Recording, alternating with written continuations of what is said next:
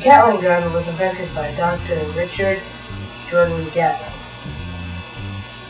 around the later years of the war in 1864.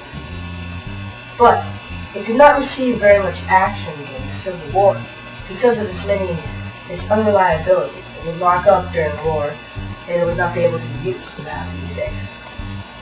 But in 1866, it was widely accepted by the U.S. government and many other countries.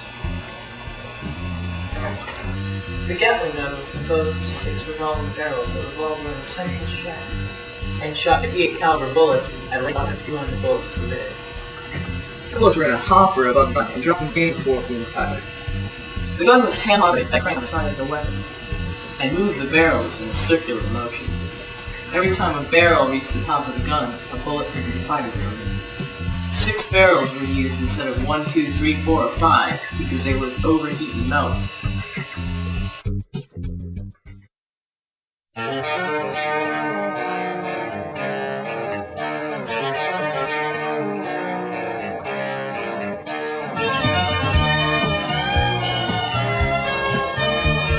Here are the features of the Gatling gun, which will be shown to you in this 3D diorama.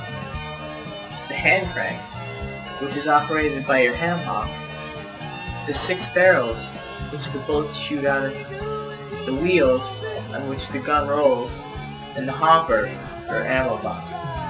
These are all main features of the Gatling gun. Thank you for your time. Once again, this has been a Chris Nuts Productions film. Brought to you by Chris Nuts Productions. Chris Dungy Productions. We mean business.